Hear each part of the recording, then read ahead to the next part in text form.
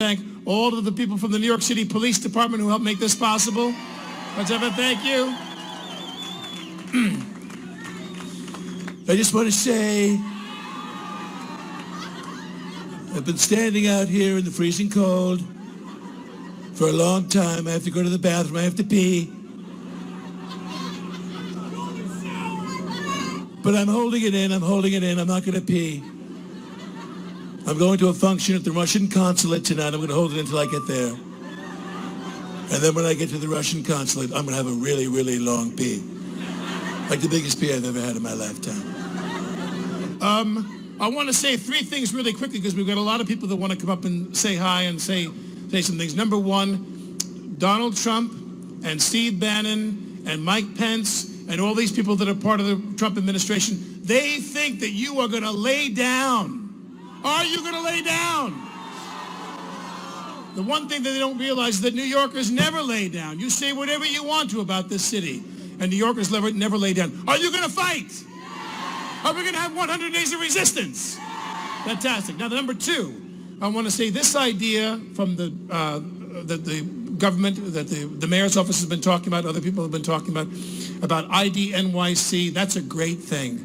And I want all of you to spread that word through social media, through your friends, anybody you know that needs that kind of help. They go to idnyc.gov. idnyc.gov. Remember that. Just like Michael Moore said, what's that number? 202-225-3121. Thank you. It's Michael Moore's agent over here, his publicist. But spread that around. idnyc.gov. I'm listening to National Public Radio, and the guy gets arrested for a crime. They don't know whether he committed or not, and immigration's waiting outside the courthouse, and they arrest him. He's in jail, detained for a year. He's here working. He's illegal.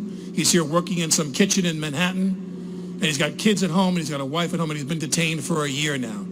We've got to provide this ID NYC thing to as many people as we can. We've got to spread that around. idnyc.gov. And the last thing I want to say is about our children. My wife and I have 3 little children. And for all of you out there who have children, to a degree, I mean, I'll let you be the judge of that. They're never too young for you to start to teach them about what's going on here. They're never too young for you to teach them what a real American is. And an American wants full participation and full transparency of their government. And we've never been further away from that than we are now. These people are a disgrace. They are a disgrace to everything you and I believe in. But there is hope, and the hope is us and us fighting 100 days of resistance. 202-225-3121, idnyc.gov. You take your pick. Whatever you want to do to stay involved, stay strong. God bless you all, and God bless New York City, and thank you. Now, it's time to get inspired. It's time to get inspired. I'm going to go to the Russian consulate right now and take a piss. A really super, super strong one.